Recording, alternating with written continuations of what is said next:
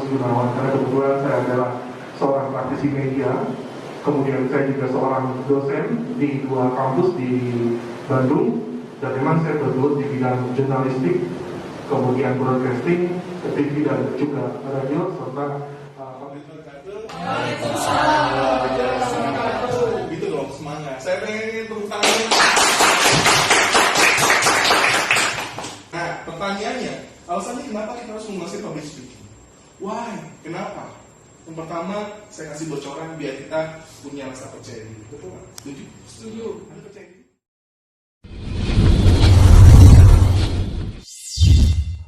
Hai teman-teman, ketemu lagi bersama saya Bunga di Serba-Serbi Kinoy Cijaya. Kali ini kita kedatangan tamu spesial nih, seorang trainer public speaking, penyiar radio, dan juga dosen.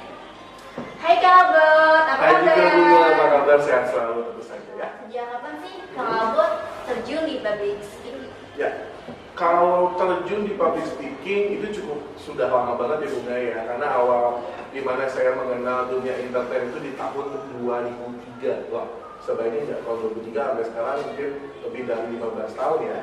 Awal mula ketika kenapa saya tertarik public speaking, karena saya bergelut di bidang radio. Saya seorang penyiar radio, kemudian saya seorang MC, dan sekarang juga saya seorang dosen. Artinya saya dari dulu tuh kerjanya ngomong doang.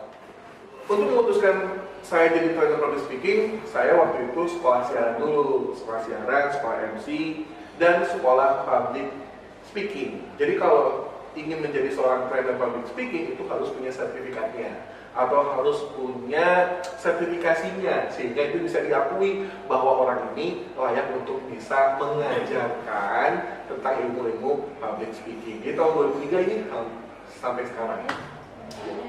Nah, bener gak sih kalau kita ngomong depan orang banyak tuh harus punya bakat gitu? Ya. Nah, di luar sana ini banyak orang berpikir kalau ngomong di depan umum itu harus punya bakat dulu. Ingat bahwa kita tidak dilahirkan menjadi seorang pembicara. Artinya siapa yang tahu begitu ya? Ada 3 faktor yang menyebabkan seseorang bisa atau layak berbicara di depan. Yang pertama adalah lahir. Nah, pertanyaannya, semua juga kan lahir pasti ya, tapi ada yang mendapatkan anugerah dari Tuhan yaitu bakat, ada yang juga tidak punya bakat. Kedua adalah faktor lingkungan. Kalau misalnya Bunga, faktor lingkungannya dengan orang-orang sekitar, misalkan Bunga sering main dengan saya, sering main dengan teman-teman yang memang teman-teman radio, teman-teman MC, teman-teman public speaking, pasti akan kebawa jago juga ngomongnya. Itu lingkungan, ya kan? Nah, yang ketiga, ini adalah praktis atau latihan.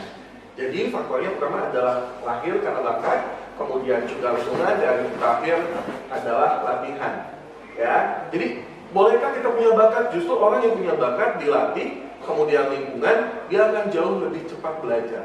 Bahkan dia jauh akan lebih jago ngomong di depan dibandingkan orang yang berlatih, begitu. Ya, jadi kalau misalnya ngomongin bakat boleh atau bakat perlu nggak? Perlu. Tapi kalau ada yang tidak punya bakat, jangan berkecil hati. Ya, karena berbicara di depan itu bisa dilatih. Gitu kan. Berarti itu mitos atau fakta nggak sih? Kalau menurut saya itu adalah mitos.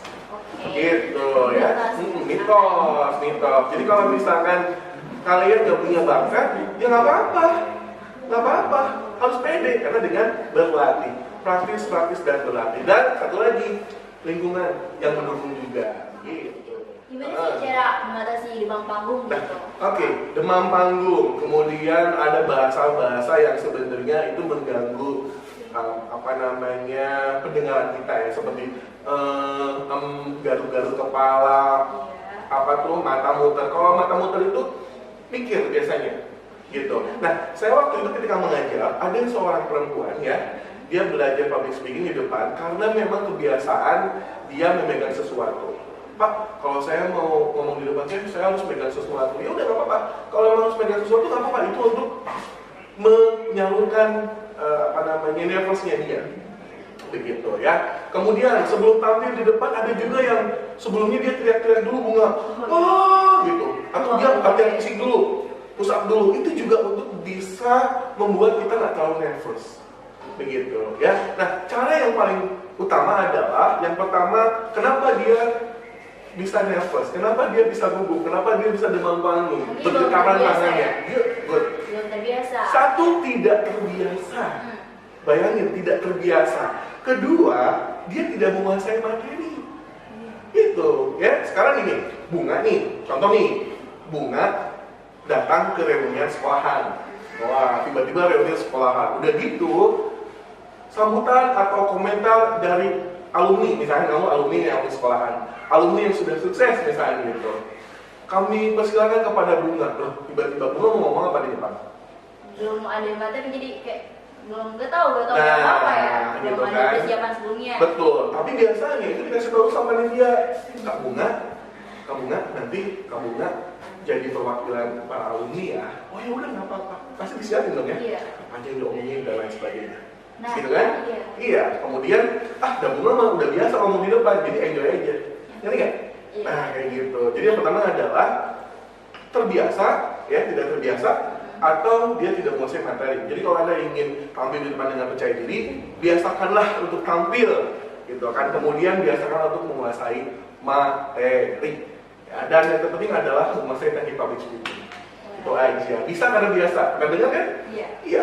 Dan ingat, ada sebuah quote, ya, kata-kata motivasi.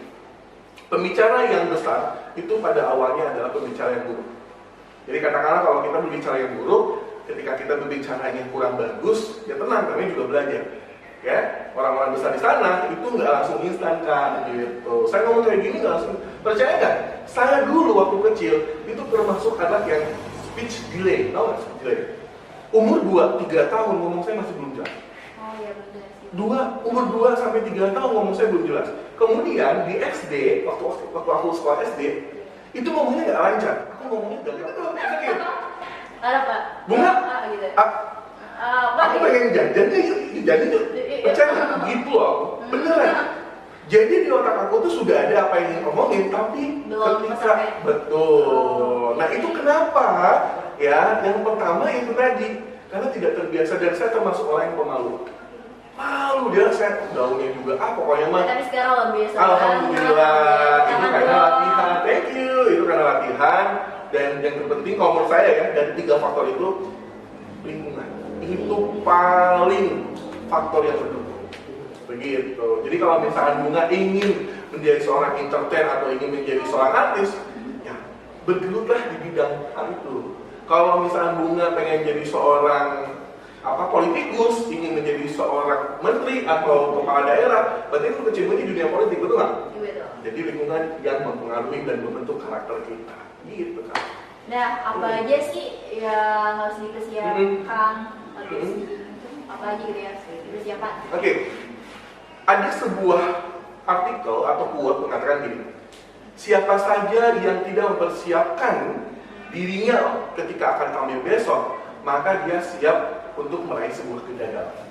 Contoh, nih, Bunga besok mau interview, misalnya interview kerja ya, kan pasti harusnya belajar dulu dong ya.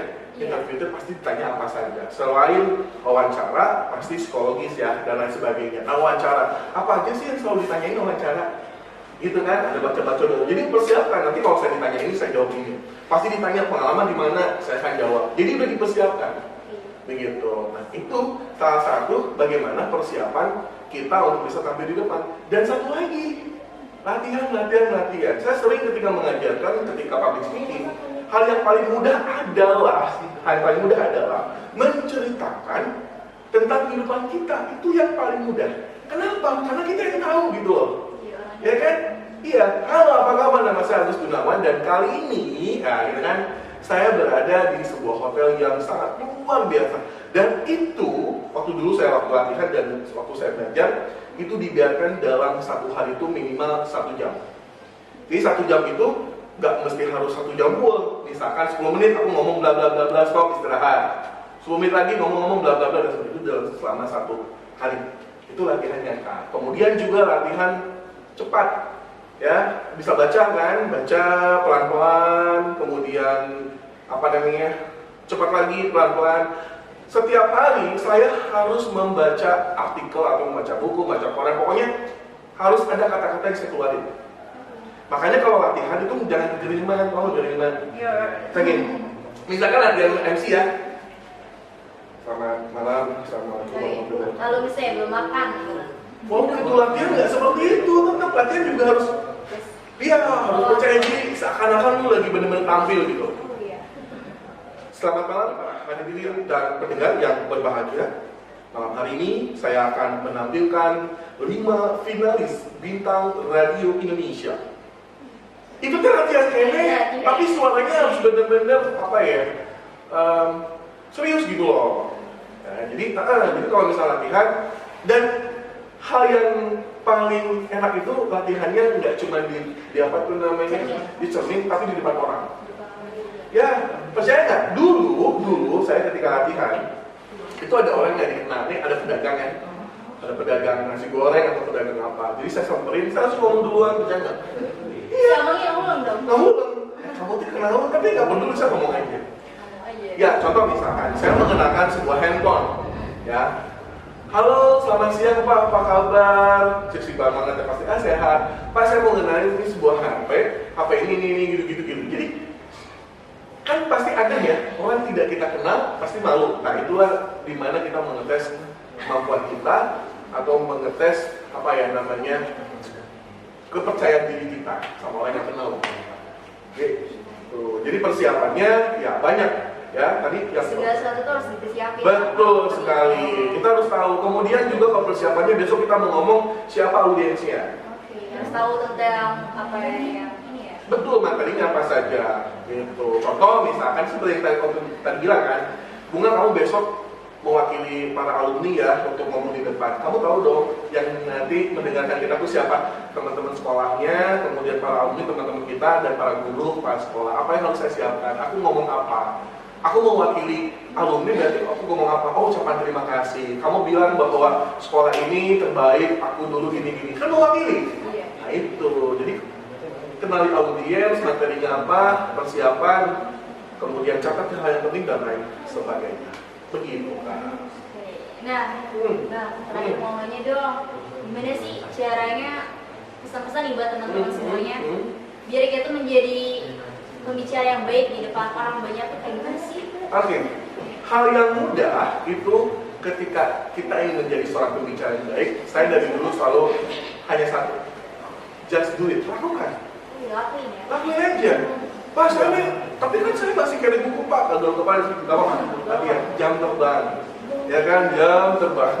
Semua butuh proses, ya kan? Kamu bikin mie instan juga butuh proses ya. Prosesnya apa? Kamu bangun, kemudian kamu ngambil mie, buka, panci dan sebagainya. Itu kan ada prosesnya, begitu. Nggak ada yang namanya instan. Kamu belajar sepeda, nggak ujung-ujung pakai sepeda langsung lancar nggak? Iya. Bisa jatuh? Jatuh dulu. Gitu kan, terus kena oli dan sebagainya. Jadi artinya kalau kita ingin menjadi seorang pembicara yang baik, kita nggak usah takut ngomong. Intinya itu, jangan takut salah ngomong, jangan takut salah bicara. Gitu. Oke? Wah, teman-teman keren banget ya pesan-pesan dari Kang Abon.